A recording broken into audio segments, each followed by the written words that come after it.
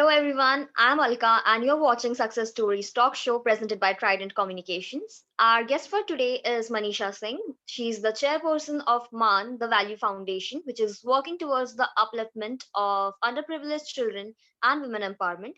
She is also an educationist and director of Sangeet Kala Kendra and national secretary of International Human and Crime Control Organization. To know more about her journey of success, let's welcome Manisha Singh to our show.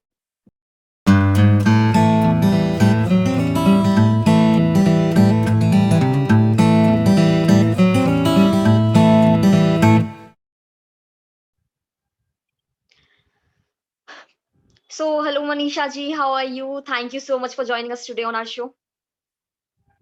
Hello, Namaskar. I'm good. What about you? You saying? We are All good good. too, and thank you so much for joining us today. And जैसा कि हमने आपके अभी intro में देखा, आप educationist भी हैं, आप डायरेक्टर हैं संगीत कला केंद्र की। तो ये आप अपने बारे में हमें कुछ बताइए और हमें इस सफर के बारे में बताइए कि इसकी शुरुआत कैसे हुई? सबसे पहले अपने बारे में तो सिर्फ मैं इतना कहना चाहूँगी कि मैं एक संवेदनशील और एक सजग महिला हूँ, जो कि हमेशा तत्पर रहती हूँ मतलब कोई ना कोई काम करने के लिए अवेयरनेस हो, चाहे वो एजुकेशन से रिलेटेड हो, चाहे हेल्थ एंड हाइजीन से रिलेटेड हो, चाहे महिलाओं के लिए काम करना हो। तो हमेशा मैं इन चीज़ों में आगे रहती हूँ और जहाँ मुझे लगता है कि वहाँ मेरी ज़रूरत है, इस जगह मेरी ज़रूरत है, तो मैं वहाँ हमेशा अपने आप को खड़ा रखना चाहती हूँ। तो इसी तरह से मेरी यात्रा जो है वो बचपन से जैसे आर्मी बैकग्राउंड से मैं हूँ, मेरे पिताजी आर्मी में रहे हैं और उसी अकॉर्डिंग जब शुरू से हमने देखा जिस तरह से सेवा भाव का जो भाव था वो हमारे सामने में मैंने जिस तरह से देखा तो वहाँ से मेरी यात्रा शुरू हुई और धीरे-धीरे जब मैंने स्कूलिंग की और उसके बाद में जब मैं कहीं जाती थी तो मेरी आदत ये है कि मैं नोटिस बहुत करती हूँ आस-पास, जब जाते हैं तो आस-पास में क्या हो रहा है, किस तरह से हो रहा है। इसी तरह से एक हमारे यहाँ पे समाधि में वहाँ जहाँ जाया करती थी, तो मैं वहाँ देखा करती थी कि जो गवर्नमेंट स्कूल के बच्चे हैं, वो किस तरह से स्कूल जा रहे हैं। कोई मतलब कुछ बच्चे हैं जो बाहर ही खड़े हुए स्कूल जाने के लिए सोच रहे हैं, स्कूल में क्या एक्टिविटीज़ हो रही हैं, वो देख रहे हैं।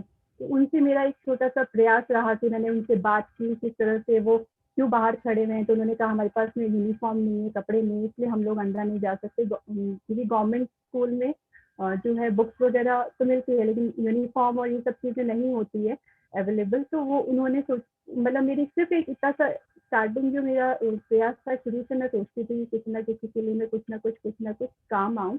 तो उन बच्चों को मैंने धीरे-धीरे वहाँ पे अवेयरनेस करना शुरू किया और मैं जहाँ पे जो गवर्नमेंट स्कूल था वहाँ पे मैंने मतलब बच्चों को ले जाके और वहाँ पे देखा कि वहाँ का क्या माहौल है, किस तरह से बच्चे पढ़ रहे हैं और धीरे-धीरे वहाँ पे काम करना शुरू किया। तो जो मेरा पहला आज से 10-12 साल पहले का जो प्रयास था मेरा वो वहीं से शुरू हुआ था। धीरे-धीरे स्कूल में एजुकेशन से रिलेटेड जो भी उनको स्टेशनरी चाहिए होती थी, कुछ भी अवेयरनेस था, आस-पास की कच्ची बस्ती थी क्योंकि वो, तो आस-पास में स्लम एरिया में जाकर बच्चों को पढ़ने के लिए बोलना, आने के लिए कहना, ये सब चीज़ें ये सब चीज़ें मतलब मुझे हमेशा मतलब मैंने उनको एक तरह से प्रेरित ही किया और साथ-साथ जब महिलाएँ भी जुड़ी मेरे साथ में क्योंकि जो बच्चे थे उनके पेरेंट्स थे, वो महिलाएँ आके उनसे बात करना, वो किस तरह से वो काम कर रहे हैं। तो इस तरह से मैं चली थी और कारवां जुड़ता गया धीरे-धीरे एजुकेशन से लेके महिलाओं के लिए लेके महिला सशक्तिकरण हो गया, फिर उनको हेल्थ एंड हाइजीन के बारे में समझाना, फिर धीरे-धीरे और जहाँ पे एक मेरा इंटरेस्ट रहता है कला और संस्कृति, तो हमारा जो कला और संस्कृति है उसको बचाना बहुत ज़रूरी है। तो मैं खुद भी मैं कहती हूँ कि मैं आज की महिला हूँ लेकिन मैं अपनी जड़ों से जुड़ी हुई हूँ। तो किसी भी सफर में हम अकेले नहीं जा सकते, अगर हम जाते भी हैं अकेले तो हमारे पीछे एक बहुत सारे लोगों का सपोर्ट जुड़ा रहता है। तो वैसे ही आपके इस सफर में अगर आपको अपने सपोर्ट के बारे में, अपनी इंस्पिरेशन के बारे में किसी को अगर श्रेय देना हो तो आप वो किसे देंगे? अ आपने सही कहा कि जीवन एक यात्रा है और कारवां हमेशा बनता जाता है अगर हम चलते हैं तो। कभी अकेले नहीं चल सकते। ऐसे ही मेरे भी बहुत सारे सपोर्टर हैं। सबसे पहले तो मेरी फैमिली रही है मेरे सपोर्ट में, मेरे हस्बैंड रहे हैं मेरे सपोर्ट में और फिर उसके बाद में अगर जिस तरह से अगर हम काम करते हैं और काम दिखता है बाहर, तो बहुत सारे लोग होते हैं जो खुद आते हैं चल के और खुद कहते हैं कि हमें आपको सपोर्ट कर। तो मेरे साथ में हमेशा जन सहयोग भी रहा है और उसी के कारण ही मैं अभी इतना काम है जो कर पाई हूँ। तो आप इन सामाजिक गतिविधियों में कैसे आई और अपने इस ऑर्गेनाइजेशन मान द वैल्यू फाउंडेशन इसके बारे में हमें कुछ बताइए? सबसे पहले तो मैं कैसे आई, जिस तरह से मैंने आपको बताया था कि मेरा जो फैमिली बैकग्राउंड आने से रहा है, हमेशा सेवा से रहा है। मैं अपने माता-पिता को भी इस तरह से देखा करती थी। फिर साथ में मतलब मैं उन सबसे पहले श्रेय तो उन्हीं को दूँगी क्योंकि उन्होंने मुझे इस लायक बनाया। फिर धीरे-धीरे मेरी अर्ली मैरिज मतलब मेरी 18 प्लस में शादी हो गई थी। तो फिर उसके बाद में मेरे हस्बैंड थे, मैंने उनको भी नोटिस किया, मेरे जो परिवार में वो सब भी एक सेवा भाव रखते ही थे। तो उनको देखते-देखते मैं आज की जो जिस यात्रा से मतलब उनको देख के जिस तरह से मेरा डाइवर्जन हुआ और मैं एक शिक्षिका हूँ एक तरह से, लेकिन मैं जिस तरह से सेवा भाव में गई और जिस तरह से मैंने अकॉर्डिंगली मान द वैल्यू फाउंडेशन पहले मैंने वॉलंटियरिंग के ज़रिए देखा कि किस तरह से क्या होता है। देन फिर मैंने क्योंकि अपने तरीके से काम हम बहुत बेहतरीन कर सकते हैं। तो फिर मैंने एक फाउंडेशन की मुझे ज़रूरत पड़ी और मैंने मान द वैल्यू फाउंडेशन जो कि सबका मान रखे हर तरह से, तो उसको बनाया और उसी में सबको जोड़ा और उसके अंडर में हमने 2 जो स्कूल है गवर्नमेंट स्कूल उनको अडॉप्ट किया। वहाँ पे जो भी शिक्षा संबंधित जो भी चीज़ों की ज़रूरत होती है बच्चों के लिए, अगर मान लीजिए आत्मरक्षा कैंप हो गया, गर्ल्स के लिए हाइजीन की बात हो गई या हर तरह से जो भी बातें होती हैं, मेडिकल कैंप्स हो गए, वो हम उनको अवेलेबल करवाते हैं ताकि बच्चे वहाँ पढ़ने आए। वहाँ की थोड़ी-सी भी सुविधाएँ देखिए 80 साल पुरानी बिल्डिंग थी जहाँ शौचालय नहीं था, बेसिक सुविधाएँ नहीं थी, वो हमने इसको करवा के और इस तरह का स्कूल बनाया जहाँ पे पहले 50 बच्चे भी नहीं आते थे, वहाँ आज 200 बच्चे आते हैं। तो इस तरह से धीरे-धीरे महिलाओं को भी सजग करना शुरू किया कि अब अभी आत्मनिर्भर होना बहुत ज़रूरी है, जिस तरह से क्योंकि आप मतलब अपने लिए किस तरह से लड़ सकते हैं, किस तरह से कर सकते हैं, वो आपके अंदर ही छुपा हुआ है। तो मैं धीरे-धीरे बस अवेयरनेस फैलानी शुरू की, अपने ही इस फाउंडेशन में जोड़ना शुरू किया, महिलाओं को स्किल डेवलपमेंट के कोर्सेज़ शुरू किए। इस तरह से धीरे-धीरे कारो बनता गया और एक फाउंडेशन खड़ा हो गया जिससे आज बहुत लोग जुड़े हुए हैं और मैं सभी को आभार व्यक्त करना चाहती हूँ कि वो सब इस फाउंडेशन की नींव हैं जिन्होंने मतलब अभी तक जिन्होंने इतने लोगों को तक सेवा पहुँचाई है और जिस तरह से उन्होंने काम किया है, मेरा सहयोग किया है, ये सब। तो कोई भी सफर जब होता है तो उसमें कुछ ना कुछ कठिनाइयाँ तो आ ही जाती हैं, कुछ प्रॉब्लम्स होती हैं जो हमको फेस करनी पड़ती हैं। तो वैसे ही इस सफर में ऐसी कौन-सी प्रॉब्लम्स रही हैं या चैलेंजेस रही हैं जिनको आपको फेस करना पड़ा है? सबसे पहले चैलेंजेस हमें कहीं बाहर से नहीं, सबसे पहले तो हमारे खुद के अंदर होता है कि हमें किस तरह से मैनेज करना है। सबसे पहले अगर एक महिला होने के नाते हमें घर भी मैनेज करना होता है, हमें बच्चों को भी मैनेज करना होता है, हमें अगर मैं जिस तरह से एक जॉइंट फैमिली में रहती हूँ तो अपने परिवार को भी मैनेज करना होता है। तो वो सब चीज़ें मैंने अपने ही स्तर पे सबसे पहले खुद को तैयार किया। हमेशा अगर हम खुद को तैयार कर सकते हैं तो उसका मतलब कि हम सबको तैयार कर सकते हैं फिर। और चैलेंजेस में थोड़ा बहुत इस तरह से आया जैसे शुरू-शुरू में तो फंड्स के आते थे। फिर लोग जैसे जन सहयोग रहा क्योंकि काम दिखता है तभी सब लोग जुड़ते हैं, तो काम दिखा तो सब लोग जुड़े और फिर धीरे-धीरे मुझे यहाँ लगता है कि जो महिलाएँ हैं या मैं किन्हीं बच्चों से इनसे जुड़ती हूँ तो उनके अंदर ही किसी न किसी एक आत्मविश्वास की कमी होती है और इनको समझाना बहुत बड़ी कठिनाई हो जाती है। तो बस इन्हीं चीज़ों में चैलेंजेस अब मुझे लगता है, अदरवाइज़ मुझे खुद को लेकर कहीं पे भी चैलेंजेस अगर मैं बोलूँगी ना, तो वो सही नहीं होगा क्योंकि हमेशा मैं चैलेंजेस को लेके तैयार रहती हूँ। तो अभी जैसा कि आपने बताया कि आपकी एक फैमिली भी है और आपको उसका भी ध्यान रखना होता है, तो आप अपनी पर्सनल और प्रोफेशनल लाइफ को कैसे बैलेंस करती हैं? मैं बिल्कुल सही तरीके से कर लेती हूँ ये सब चीज़ क्योंकि मेरे पास भी बहुत बड़ा सपोर्ट है मेरे जो फैमिली का। तो वो खुद मुझे कभी ऐसा महसूस नहीं होने देते हैं कि मैं उनको कहती हूँ कि बस मेरा मतलब मैं अपना काम करके जिस तरह से मेरा जो भी वर्क होता है वो कंप्लीट करके देन मैं उनको कहती हूँ कि मुझे आज ये वर्क है। तो अगर मेरा कोई काम होता है किसी दिन तो मैं उसके लिए पहले से तैयार रहती हूँ, मैनेज रहती हूँ, पहले ही अपना कंप्लीट वर्क करके एंड उनको बता के रखती हूँ कि मुझे इस टाइम जानना है। तो वो अब इजीली मैनेज हो जाता है, सिर्फ हमें मैनेज करना होता है अकॉर्डिंगली। तो जैसा कि आपने बताया कि आपकी जो फैमिली है वो आपको सपोर्ट करती है, तो उसी तरह से क्या आपको गवर्नमेंट से भी कोई सपोर्ट मिलता है या फिर कुछ लोग हैं जो आपके इस फाउंडेशन को सपोर्ट करते हैं? देखिए गवर्नमेंट से तो मुझे सपोर्ट नहीं मिला अभी तक, बिकॉज गवर्नमेंट का तो अभी मतलब मेरी फाउंडेशन को अभी 3 इयर्स कंप्लीट हुए हैं। तो अब मैंने कभी ट्राई नहीं किया बिकॉज ऑफ कि अभी क्योंकि गवर्नमेंट के भी कुछ रूल रेगुलेशंस और ये सब चीज़ें होती हैं।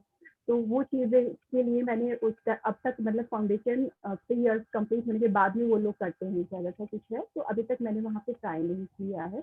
और बाकी मुझे जन सहयोग काफ़ी मिला है, जन सहयोग से मैं वो जन सहयोग हो गया और मेरे फैमिली का सहयोग हो गया, तो वो मुझे काफ़ी मिला है। तो मैं वहाँ से एडजस्ट कर लेती हूँ किसके लिए क्या करना है। कहीं पे भी अगर मैं बोल देती हूँ कि मुझे ये ज़रूरत है और ये इनके लिए करवाना है, तो सीधा वहाँ पे सहयोग हो जाता है।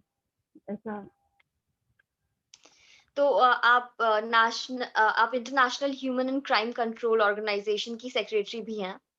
तो आपका ऑर्गेनाइजेशन इस चीज़ को मतलब क्राइम को कंट्रोल करने के लिए क्या-क्या स्टेप्स ले रहा है? आप अगर उसके बारे में हमें कुछ बता पाते?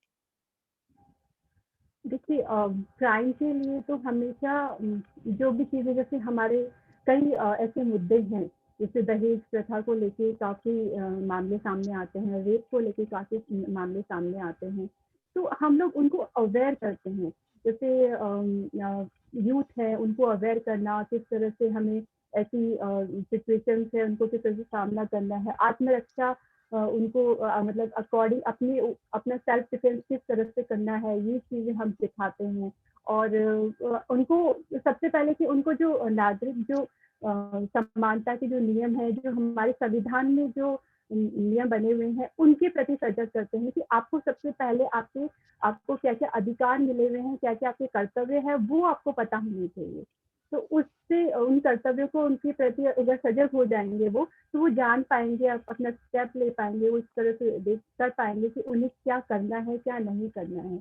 और क्राइम को रोकने के लिए हमारा हमेशा प्रयास रहता है, हम हमेशा प्रयास कर रहते हैं, जैसे कई कुरीतियाँ बनी हुई है, दहेज प्रथा हमारे आश्रम में और देखा जाए तो काफ़ी मामले सामने आए थे, रेप के काफ़ी मामले सामने आए थे, तो हमने उनको रोकने का हमने बहुत ज़्यादा उनको रोकने के लिए सबसे पहले अवेयरनेस प्रोग्राम करवाए और जो जहाँ पे ये चीज़ होती है तो उनको ये बताया गया कि ये गलत है और किस तरह से हुआ और किस तरह से ऐसे करके काफ़ी लाइव अभी जैसे कोरोना काल में काफ़ी लाइव और वर्चुअल प्रोग्राम करवाए थे। तो इस तरह के स्टेप हम लोग करते हैं, स्किल करते हैं, आत्मनिर्भर बनाते हैं महिलाओं को ताकि उनको आगे कभी ऐसी चीज़ों का सामना नहीं करना पड़े। ये ऐसी बहुत सारी छोटी-छोटी चीज़ें हैं जो उनके जीवन में ऐड ऑन करते हैं। शिक्षा बहुत ज़रूरी है, तो शिक्षा को लेकर उनको जागरूक करते हैं। तो ये सब चीज़ें होती हैं जो उनको आगे जो क्राइम है या कोई ऐसी चीज़ें होती हैं, उनको रोकने का जिसमें रोल होता है। तो जैसा कि अभी आपने दहेज प्रथा और रेप कल्चर के बारे में बताया कि आप उनको मतलब आप अवेयरनेस क्रिएट करते हैं ताकि लोगों को पता चले और वो अपने राइट्स जानकर उन चीज़ों को कंट्रोल कर पाएँ, अपने खुद के बिल्कुल, लेवल पे। तो जी। हम जैसा कि देखते हैं कि औरतों की तरफ बहुत दुराचार होता है, तो अगर वुमेन एम्पावरमेंट को अगर डिफाइन करना होता, तो what would be true women empowerment for you? सबसे पहले तो मैं ये कहना चाहूँगी कि जो वुमेन एम्पावरमेंट है, वो घर से शुरू होता है। सबसे पहले हमें घर में ही महिलाओं का सम्मान उनको उनको मतलब लाइक कहते हैं ना कि उनको स्वावलंबी बनाना चाहिए। हमारे बच और वो शुरू हो जाना चाहिए बचपन से ही। एक बच्ची को आत्मनिर्भर बनाने के लिए इसकी शुरुआत हो जानी चाहिए बचपन से। बचपन से उसको पढ़ाना, लिखाना, उसके अंदर इतना कॉन्फिडेंस लाना और उसको इतना इस तरह से सम्मान देना ताकि उसमें अपने आप ये सब चीज़ें आए और वो एक स्वावलंबी बने। देन उसके बाद में उनके जो सामाजिक है, आर्थिक, वैचारिक जो रूप है, उनको उनको बढ़ावा देना। तो महिला है, अगर महिला हर तरह से सशक्त हो जाएगी, अपने आर्थिक रूप से, वैचारिक रूप से और ये अकॉर्डिंगली देखा जाए तो अपने आप में आत्मसम्मान, आत्मनिर्भर की भावना उनमें आ जाएगी ना, तो वो कहीं पे भी उनके लिए कोई आगे परेशानी नहीं रहेगी। और आत्मनिर्भर और महिला सशक्तिकरण, महिला सशक्त मैं उसको बोलूँगी जो अपने तरीके से अपने आप हर परेशानी का सामना कर पाए, हर तरह से सोच पाए कि अगर कोई परेशानी है तो उसका हमें किस तरह से सामना करना है, किस तरह से निजात पाना है। तो वो महिला अपने आप में सशक्त है, वो आगे हर चीज कर सकती है जो उसे करना चाहिए। तो क्या आपको ऐसा लगता है कि वुमेन एम्पावरमेंट को रोकने में कहीं न कहीं थोड़ा-सा मेल ईगो का हाथ है? और अगर मेल ईगो है, तो उससे महिलाओं को कैसे जूझना चाहिए? मेल मेल ईगो तो मैं नहीं मानती हूँ, क्योंकि मेल ईगो को हम दो तरह से ले सकते हैं। एक तो इजी गो, हमें, क्योंकि मैं हूँ तो अगर मैं उसको ईगो को किस तरह से लेती हूँ वो मेरे ऊपर है। तो इजी इजी गो करो, या फिर अगर ज्यादा हो रहा है तो एम्प्टी गो करो। लाइक हमेशा जो ईगो है वो हमेशा एक खालीपन को दिखाता है। महिला अगर स्वतंत्र है, सशक्त है, तो अगर हर तरह से अपने आप में वैचारिक रूप से सक्षम है, तो वो हमें कभी भी इन चीजों को नहीं सोचेगी। इन चीजों के लिए उसे लगेगा कि ये सब चीजें अलग तरीके से, और पॉजिटिव अगर आएगी भी तो उनको पॉजिटिव वे में लेना चाहिए कि जो मेल है बोल रहे हैं ठीक है, इस इजी इजी गो तरीके से हम उसे हैंडल कर सकते हैं। या अगर ऐसा होता है तो हम उसको करना चाहिए कि ठीक है, इसके बारे में ज़्यादा ना सोचें और अपना जो हमें मंजिल है उस तक पहुँचने की हमें खुद को कोशिश करनी चाहिए। ये तो काफ़ी अच्छी बात कही आपने कि लोगों का तो काम है कहना, वो कुछ ना कुछ तो कहेंगे ही, वैसे तो उसको जाने देना और अपने काम पे ध्यान देना। तो आपका जो ये ऑर्गनाइज़ेशन है, सिंस वो अंडर प्रिविलेज्ड चिल्ड्रन और वुमेन एम्पावरमेंट की तरफ काम करता है, तो ऐसा कोई केस रहा हो जो आपकी यादों से जुड़ गया हो और आप हमारी ऑडियंस के साथ वो शेयर करना चाहें? जी, बहुत सारे ऐसे केसेस हैं वैसे। क्योंकि मुझे पता है जब मैं स्कूल में जाया करती थी और एक बार हमने पीटीएम रखी थी फर्स्ट टाइम। गवर्नमेंट स्कूल में उस टाइम पीटीएम होती नहीं थी। तो हमने एक बार हमने एक बार उनके पेरेंट्स, बच्चों के पेरेंट्स को बुलवाया और उनसे बात करना शुरू किया। तो जब हमने देखा तो मतलब हमें कई बार कई चीज़ें होती हैं, हमें पता ही नहीं होता है बच्चों की परेशानियाँ क्या होती है। तो जब हम बात बात कर रहे थे बच्चों के लिए, तो वहाँ पता चला कि एक बच्चा था जो रेगुलर नहीं आता था।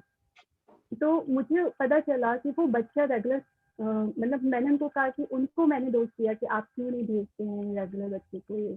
तो उन्होंने बताया कि वो लोग सुबह निकल जाते हैं 7 बजे काम करने के लिए, मजदूर वर्ग थे वो, सुबह 7 बजे काम करने के लिए निकल जाते हैं। उसके बाद में जो बच्चा है उसको खुद को तैयार होके खुद को स्कूल आना पड़ता है। स्कूल आने के बाद में जो लोहे की, मतलब वो लोहे का काम करते थे घर पे, मतलब साइड साइड में जो होता था, वो बच्चा लोहे का काम करने सीखने के लिए वहाँ कहीं और भी जाता था। और उसका समय भी वो सुबह से स्कूल का समय ही हुआ करता था। और इस तरह से तो हमने उनको शिकायत की थी कि बच्चा बीच में ही, मतलब 10-11 बजे के आसपास कहीं चला जाता है, उसके बाद दोबारा स्कूल नहीं आता है। और जब मुझे उसके कारण पता चले, मुझे ये पता चले कि बच्चे को आगे ये काम करना है। और बच्चे जो होते हैं वो बच्चा पढ़ने में बहुत इंटेलिजेंट था और वो आता था पढ़ने के लिए कि उसको वो पढ़ ले, और उसके बाद में जब वो काम करने के लिए 11 बजे सीखने के लिए अपना वो चला जाता था, देन उसके बाद में भी वो मतलब 4 से 8 बजे तक कमाने के लिए जाता था, क्योंकि खर्च नहीं थे। मतलब उस बच्चे की जो मैंने सिचुएशन देखी, वो 9 से 11 पढ़ने आता था, 11 से 2 वो सीखने जाता था और 4 से 8 वो काम करता था। तो मतलब कई बार हम लोग होते हैं, हम लोग सोच लेते हैं कि ये इस तरह से नहीं कर, हमें उनके स्तर को समझना चाहिए, बच्चे की हालत जो उसके पीछे कारण क्या है उसको समझना चाहिए। तो मैंने उस टाइम समझा कि मतलब क्या कितना मतलब किस तरह से बच्चे आजकल के जो हमारा भविष्य है, जो आने वाला भविष्य है, और आजकल के बच्चे कहीं कहीं जगह इतना ज्यादा फेस करते हैं इन सब चीज़ों को, कितनी परेशानियों को फेस करते हैं। और मतलब इस तरह से मेहनत कर रहे हैं कि उन्हें हर तरह से अपने आप को बनाना है, आगे स्टैंड करना है, तो उसके लिए भी वो काम करे। तो वो मुझे बहुत अच्छा लगा। उसके बाद में जब भी बच्चों से मिलती थी किस तरह, तो मतलब एक उस मीटिंग के बाद में एक ऐसा असर आया कि मुझे बच्चों का हर एक तरह से समझने का मौका मिला और बच्चों को भी मुझे समझने का मौका मिला। और हम लोग मतलब हमारे इतनी अच्छी बॉन्डिंग हो गई कि मैं अगर 2 दिन भी बच्चों को नहीं देखती हूँ ना, तो बच्चे बोलते कि मैम आप कहाँ गए थे, क्यों नहीं आए थे, मुझसे लड़ने आ जाते थे कि आप क्यों नहीं आए इतने दिन स्कूल, या आप 2 दिन से स्कूल नहीं आ रहे हैं, क्यों नहीं आए, आपको आना चाहिए, देखना चाहिए, हमें कौन संभालेगा अगर आप नहीं हो। ऐसी काफ़ी चीज़ें हैं। ऐसे ही मैं अगर जब मैं आर्ट एंड कल्चर को लेके बात करती हूँ, आर्ट एंड कल्चर को लेके चलती हूँ, तो महिलाएँ हैं, वो मुझसे जुड़ती हैं। तो उनको वो जब देखते हैं मेरे से जुड़ी हुई है, फाउंडेशन से जुड़े, तो उनको कोई परेशानी होती तो मुझसे ईज़िली शेयर करती हैं। तो इस तरह से क्या करते, तो मैं अगर जिस तरह से मैं उनको समझाती हूँ, तो वो हमेशा उस चीज़ को लेके आगे बढ़ती हैं और समझ जाती हैं। तो वो मुझे बहुत अच्छा लगता है। एक तरह से जो जुड़ाव है, जो महसूस करती हूँ, वो मुझे बहुत अच्छा लगता है। तो जैसा कि आप स्कूल से जुड़ी हैं, आप बच्चों से जुड़ी हैं, आप यूथ से जुड़ी हैं, तो यूथ के बारे में अगर आपको कुछ बोलना हो, तो आपके यूथ के बारे में क्या विचार रहेंगे? देखिए जहाँ तक मैं समझ रही हूँ, यूथ को प्रॉपर डायरेक्शन नहीं मिल पा रहा है। अगर जिस तरह से अगर मैं मेरे लिए भी कहती हूँ कि मैं अगर ये मतलब अगर प्रॉपर हम लोग डायरेक्शन दें यूथ को, उनको एक प्रॉपर डायरेक्शन मिले, बैलेंस होके उन्हें चाहे चाहे मैं महिलाओं के लिए और मतलब पुरुष दोनों के लिए कह रही हूँ कि बैलेंस होके चलना बहुत ज़रूरी होता है। जो जिस तरह से आपने मुझसे सवाल किया प्रोफेशनल लाइफ और ये जो हमारी पर्सनल लाइफ है, उसके अंदर हम बैलेंस करना सीख जाएँ, तो हमें कोई नहीं आगे बढ़ने से रोक सकता। उसी तरह से यूथ को भी हमें प्रॉपर डायरेक्शन देना बहुत ज़रूरी है। यूथ को प्रॉपर डायरेक्शन मिल जाए, साथ-साथ उनको एक एक तरह से उनको आगे का रास्ता दिखा दिया जाए, तो मतलब युवा जो है वो हमारा दिशा विहीन नहीं होगा और वो हमेशा आगे बढ़ रहेगा। और साथ-साथ जैसे कि हमने देखा कि जो सरकारें हैं बहुत काम कर रही हैं, बहुत अच्छा काम कर रही हैं। लेकिन जो राज्य सरकार है और जो केंद्र सरकार है, उनकी जो बहुत सारी ऐसी योजनाएँ हैं जो उन तक नहीं पहुँच पाती है। वो उसका प्रॉपर तरीके से लाभ नहीं उठा पाते हैं। और जो हमारा युवा है बहुत इंटेलिजेंट है, बहुत सक्षम है हर तरह से करने के लिए। सिर्फ़ और सिर्फ़ उन्हें एक सही रास्ते की तलाश है और सही अभी से सोच समझ के उन्हें अपने जो स्किल्स है, अपने ऊपर काम करने की ज़रूरत है और एक सही दिशा में बढ़ने की ज़रूरत है। तो मैं यही कहना चाहूँगी युवाओं को कि प्लीज़ आप अपने आप को समझिए, सबसे पहले खुद को समझिए, फिर अपने आस-पास के माहौल को समझिए और फिर उस सही दिशा में बढ़िए, कभी अपनी दिशा से भटकिए नहीं। तो since this is the last question of the show, तो क्योंकि शो का नाम ही सक्सेस स्टोरीज़ है, तो अगर सक्सेस को डिफाइन करना हुआ, तो आप उसकी क्या डेफिनिशन देंगी? देखिए मेरे लिए मैं आपको एक चीज़ बता दूँ कि जो सक्सेस है, वो एक अंतिम नहीं है। सक्सेस एक जगह ठहर नहीं जाती मेरे लिए। असल में सफलता है वो हमेशा जारी रहती है और जो जारी रहती है चीज़ कहते हैं ना बहता रहता है जो पानी वो हमेशा एक शुद्ध और शीतल और एक अलग ही पॉजिटिव वाइब देता है। तो मेरे लिए भी सक्सेस है वो इसमें ये बहुत अच्छी लाइन भी मैंने ये success is not final and तो वही चीज़ को मैंने हमेशा अपनाया है कि अगर मैं एक अपनी तरह से एक टारगेट को मैं पा लेती हूँ, तो मेरे लिए उसके आगे से दूसरा टारगेट बन जाता है।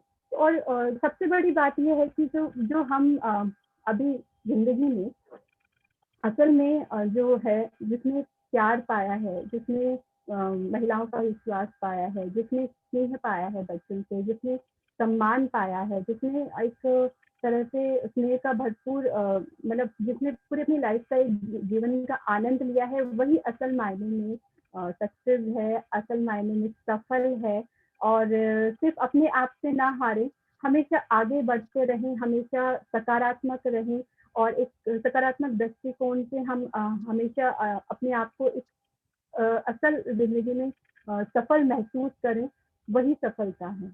और सफलता कभी खत्म नहीं होती है, सफलता आगे बढ़ती जाती है। हम हम टारगेट को अचीव कर लेते हैं तो हम दूसरे टारगेट की तरफ बढ़ते हैं, दूसरे को अचीव करते हैं तो तीसरे, तो कभी खत्म नहीं होती है सफलता। तो बस हमें खुद पर विश्वास करना चाहिए, हमें खुद कभी हार नहीं माननी चाहिए, हमेशा आगे बढ़ना चाहिए। और वही है कि किसी ना किसी गोल को पाते रहना चाहिए और अपने एक नया गोल बनाना चाहिए। तो जाने से पहले एक आखिरी मैसेज हमारे व्यूअर्स के लिए। आखिरी मैसेज मेरा है कि हमेशा हमेशा आत्मविश्वास के साथ आगे बढ़ते रहें। सत्यमेव जयते, श्रममेव जयते। और हमेशा जो श्रम के साथ में, मतलब हमेशा हमें सक्सेस कब मिलेगी, जब हम मेहनत करेंगे। तो हमेशा हमें मेहनत के बाद, मतलब कहते हैं ना कि कर्म करते रहो, फल की चिंता मत करो, तो आप डेफिनेटली मिलने वाला है फल। तो आप हमेशा कर्म करते रहो, कर्मशील बनो और हमेशा अपने आत्मविश्वास के साथ आगे बढ़ो, सफलता आपको जरूर मिलेगी। और यही शुभकामनाएं हैं कि हमेशा आप, मतलब जो भी व्यूअर्स हैं हमारे, वो हमेशा अपनी सही दिशा में बढ़ते हुए अपनी सफलताओं को पाए और अचीव करे। और हाँ, अंत में मैं शिव को और आपको थैंक्स बोलना चाहूंगी कि बहुत अच्छे से आप लोग सक्सेस स्टोरीज दिखा रहे हैं। इससे क्या एक दिशा मिलती है आगे, सभी को दिशा मिलेगी। और जिस तरह से अगर वो परेशानियों का सामना कर रहे होते हैं किस तरह से, तो वो मोटिवेशन भी मिलता है, इंस्पायर भी होता है युवा। तो इससे आप लोग जो काम कर रहे हैं बहुत अच्छा कर रहे हैं। और मैंने आपकी जो स्टोरीज देखी, बातें भी, वो बहुत ही ज़्यादा अच्छी थी और बहुत ही सही मायने में अलग अलग दिशाओं से लेकर आपने सबको चुना है। और वो अलग अलग दिशाओं में, मतलब जो जिस दिशा में जाना चाहता है तो उनको वहाँ से सीख जरूर मिलेगी। और साथ साथ मैं कुमार राकेश जी, जिन्होंने आपका ये मुझे देखने को बोला चैनल, एंड उसको देखा तो मुझे भी काफी कुछ सीखने को मिला उससे। एंड आप सभी को बेस्ट विशेष मेरी तरफ से। आप इसी तरह से आगे कार्य करते रहें। हमारी तरफ से भी आपको ऑल द वेरी बेस्ट। आप जिस काम को आगे लेके जा रही हैं, आपके फाउंडेशन के लिए ऑल द वेरी बेस्ट। और हमें आशा है कि हमारे जो व्यूअर्स हैं, उन्होंने भी आपसे बहुत कुछ सीखा, आपकी स्टोरी से बहुत कुछ सीखा। तो thank you so much for joining us today. Thank you Alka, God bless you. Yeah, thank you. And thank you so much, guys, for joining us today for this episode of Success Stories. And for more such stories, stay tuned every Monday, Wednesday, and Friday. And till then, stay safe. Bye bye.